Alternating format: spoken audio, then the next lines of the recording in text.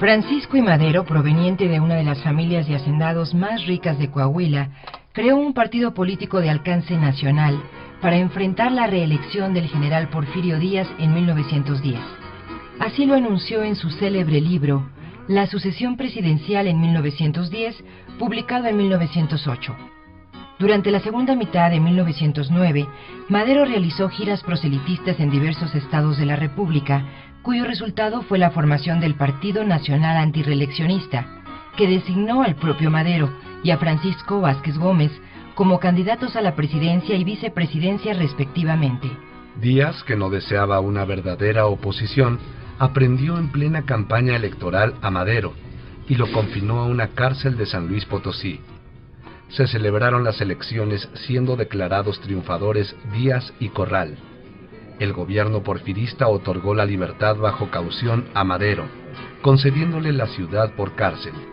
Burlando la vigilancia de la policía, Madero se fugó de San Luis y huyó rumbo a San Antonio, Texas, donde junto con algunos colaboradores proclamó el Plan de San Luis, que llevó la fecha del día de su fuga, 5 de octubre de 1910.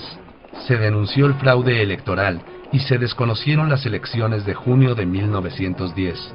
Se designó presidente provisional a Madero, quien convocaría a elecciones extraordinarias tan pronto como la capital del país y la mitad de los estados estuvieran en poder de las fuerzas revolucionarias.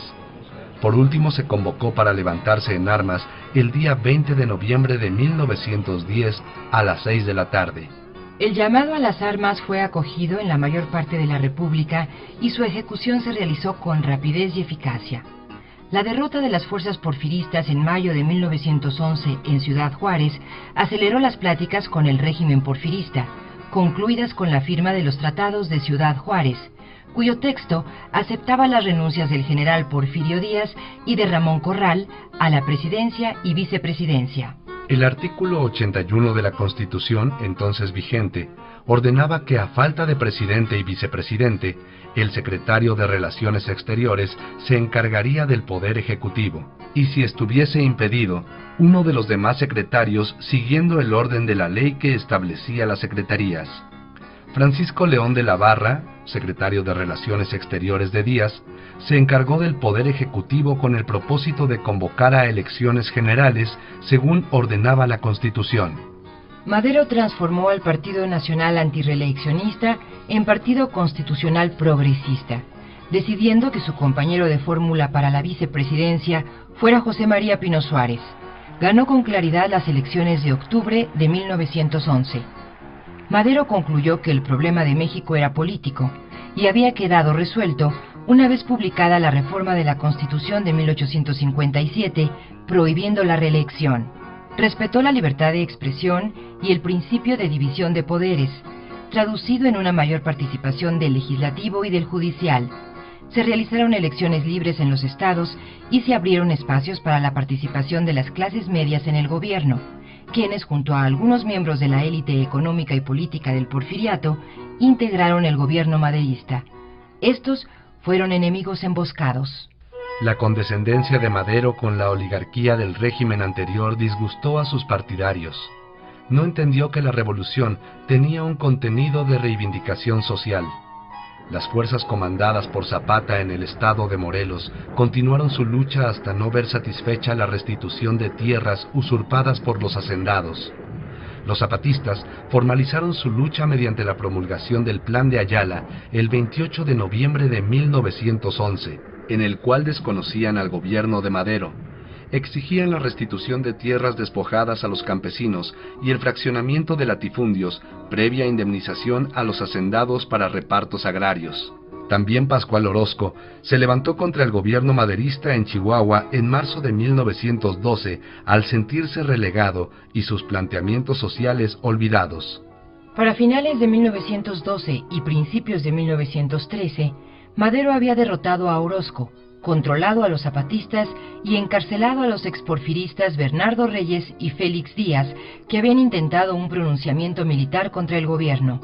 Cuando parecía que finalmente Madero alcanzaba la pacificación, Reyes y Díaz fueron liberados por otro general porfirista, Manuel Mondragón, con el propósito de derrocar a Madero.